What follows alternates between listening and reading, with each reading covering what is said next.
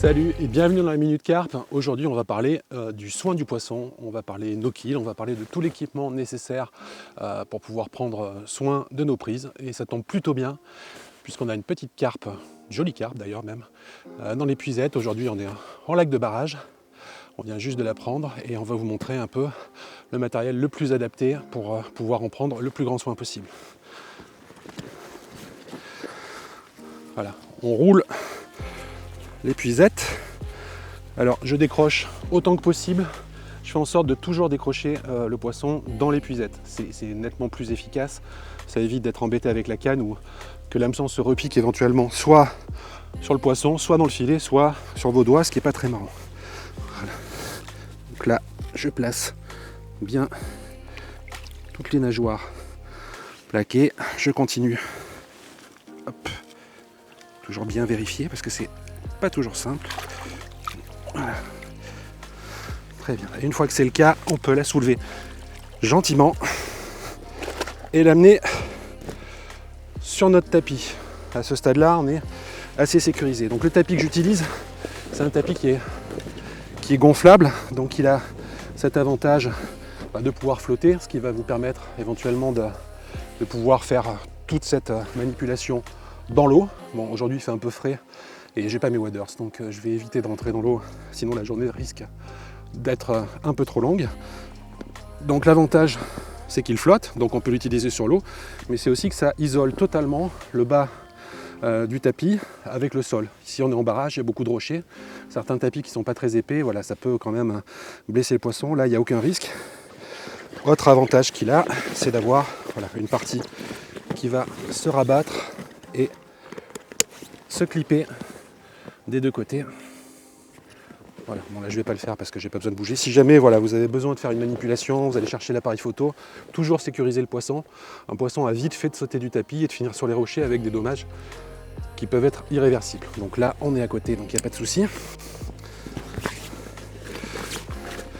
Donc toujours bien humidifier. J'avais déjà humidifié le tapis, mais toujours rajouter un petit peu d'eau pour que la carpe soit le plus humide possible et pas qu'elle ne perde pas son mucus.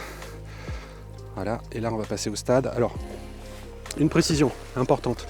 Je pèse assez peu mes poissons. Celle-ci, je suis capable de l'estimer. Oula, elle n'est pas contente. Je suis capable d'estimer son poids assez facilement. Ça sera un très gros poisson, peut-être que je la pèserai. Si je devais le faire, il est important d'utiliser. Alors là, il s'agit d'un sac de pesée qui a un avantage, c'est qu'il fait également un sac de rétention si vous voulez garder votre poisson. Voilà, avec deux parties flottantes, et il va avoir de quoi pouvoir accrocher le sac et le peser. Voilà, donc si vous deviez peser votre poisson, ce qui est important, c'est de positionner votre sac de pesée dans le tapis, dessous, avant de poser l'épuisette. Comme ça, ça évite les manipulations d'avoir à ressoulever le poisson pour reglisser le tapis de pesée. Là, je ne vais pas l'utiliser, donc je le range là, et on peut maintenant, avec précaution, parce que c'est un moment où elles peuvent éventuellement sauter, voilà, faire glisser gentiment l'épuisette vers l'arrière de cette façon. Vous voyez, pas besoin de soulever le poisson, ça se fait très simplement. Là, on va assurer le coup, on va mettre ça. Voilà, donc je le redis, ne pas lésiner sur la qualité du tapis. Je sais que les tapis les plus efficaces sont parfois un peu encombrants et qu'on a tendance à partir avec des tout petits tapis de réception. Quand on fait du stalking, ça a sa raison d'être. Quand on est sur une pêche d'une journée où on sait qu'on peut prendre quelques beaux poissons, surtout au lac de barrage où l'environnement est assez hostile, on n'a pas envie d'abîmer ses prises, donc c'est extrêmement important d'avoir un tapis de la plus grande qualité possible. Vous voyez, quand elle saute, l'intérêt d'avoir ce rabat qui lui empêche d'aller un petit peu plus loin. Allez, on la regarde et on parle un peu plus en détail de ces différents produits qui nous rendent quand même de beaux services et qui nous permettent de reprendre des poissons en pleine forme quelques mois ou quelques années après. On va la remouiller.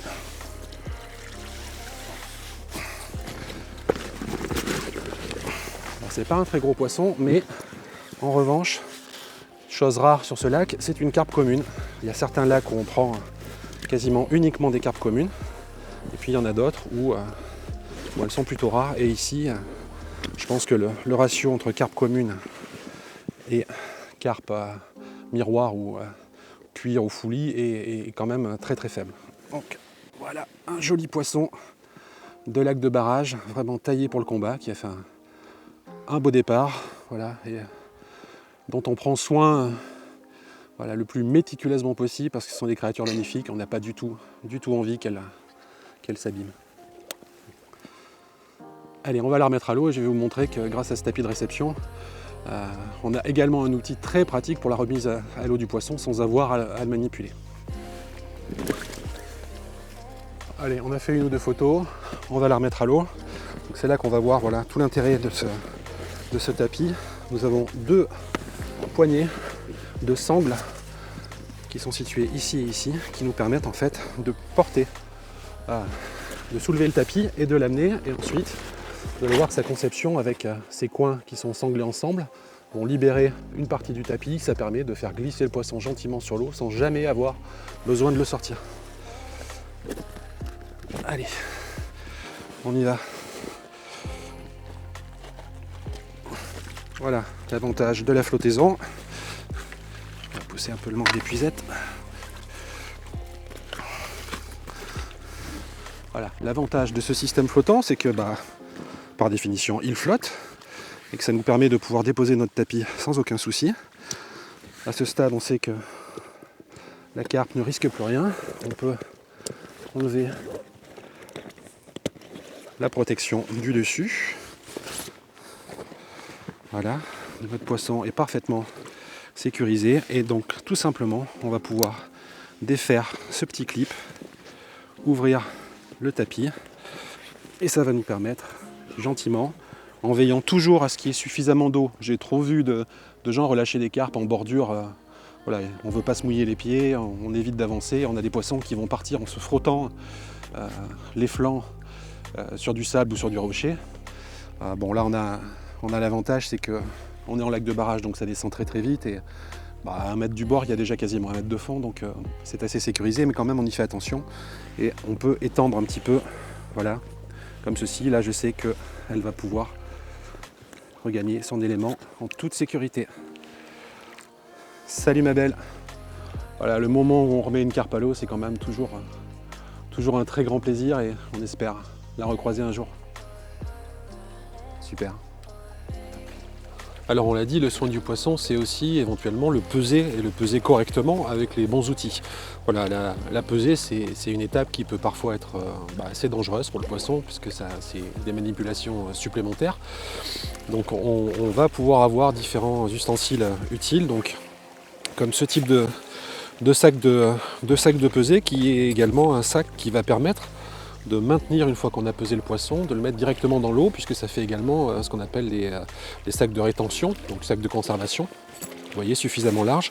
C'est un modèle qui est extrêmement léger, qui va avoir donc 2 sangles pour pouvoir accrocher donc le crochet du peson, une grande fermeture éclair qui permet de pouvoir rentrer le poisson et le manipuler de façon relativement facile. Donc l'idéal, ça va être bien sûr de l'ouvrir en grand. Hop, je vais pousser celui-là, de l'ouvrir en grand et de le positionner directement sur notre tapis avant même de déposer le poisson sur celui-ci. Ça nous permet ensuite tout simplement de pouvoir refermer notre sac, le zipper et pouvoir donc procéder à la pesée. On va avoir sur ces modèles-là des clips, petits clips qui vont nous permettre d'en accrocher éventuellement plusieurs ensemble. Si vous avez pris plusieurs poissons et que vous souhaitez les photographier ensuite à la suite ou simplement les laisser se reposer un peu avant de les relâcher, ça va être quelque chose de très pratique. Voilà, une maille fine qui est adaptée et on va avoir un petit ustensile, petite astuce qui est pas mal du tout, c'est ces petites bandes blanches là que vous voyez, qui sont en fait des bandes réflectrices. On va avoir le même sur ce plus grand modèle qui permet, grâce à un petit coup de lampe frontale, notamment la nuit, de pouvoir les identifier et les voir assez facilement puisque ça va refléter la lumière. Autre modèle intéressant qui là va être plutôt un modèle type retention sling, donc pour la conservation. Voilà un modèle beaucoup plus grand, également flottant. Voilà. 2 bras qui sont assez rigides et qui vont permettre de faire flotter le modèle, une maille voilà, qui ne blessera pas le poisson, toujours nos bandes réflectrices, et un petit ustensile qui va être très pratique, c'est cette petite poche dans laquelle on va avoir voilà, une cordelette avec au bout qui est fourni avec déjà un pas de vis qui va permettre de fixer un piquet sur ce modèle et de pouvoir voilà, mettre le sac le plus loin possible ou suffisamment loin du bord pour qu'il y ait suffisamment de fond et que la carpe puisse évoluer sans aucun risque. Voilà, donc très pratique. On le range ensuite dans sa petite poche, on referme et c'est parti. Voilà, et cette cordelette permet de se clipper, donc vous pouvez l'utiliser ensuite avec d'autres types de sacs, éventuellement avec le sac de pesée au besoin. On est voilà, sur des matériaux qui sont bien évidemment étudiés spécifiquement pour ne pas endommager le poisson. Vous voyez qu'on a possibilité de rentrer quand même des carpes de très belle taille à l'intérieur, des zips qui sont très bien faits et cette petite sécurité très pratique qui va nous permettre voilà, d'assurer tout simplement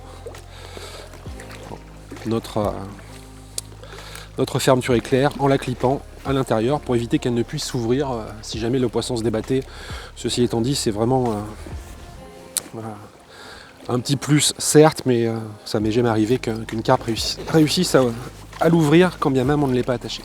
Donc voilà, ces ustensiles qui sont particulièrement intéressants, notamment si vous pêchez en session, si vous souhaitez prendre quelques photos de vos poissons dans des meilleures conditions de luminosité, tout simplement les laisser se reposer tranquillement. Voilà, deux modèles, un qui est plus compact que l'autre, qui va rentrer dans une petite housse, et celui-ci qui est le grand modèle, vraiment parfait, conserver un poisson en toute sécurité pendant le temps nécessaire à une séance photographique ou pour le relâcher le matin, éventuellement après une prise de nuit. Donc voilà, avec ce type de modèle plus notre sac gonflable, on va avoir vraiment l'idéal pour pouvoir prendre soin de nos prises en toute sécurité et faire en sorte qu'elles repartent à l'eau dans des conditions idéales. La Minute Carpe, c'est fini pour aujourd'hui. J'espère que ces quelques conseils sur le soin à apporter aux poissons et sur le matériel le plus adapté vous auront été utiles. Je vous dis à très vite pour de nouvelles aventures. D'ici là, bonne déroule!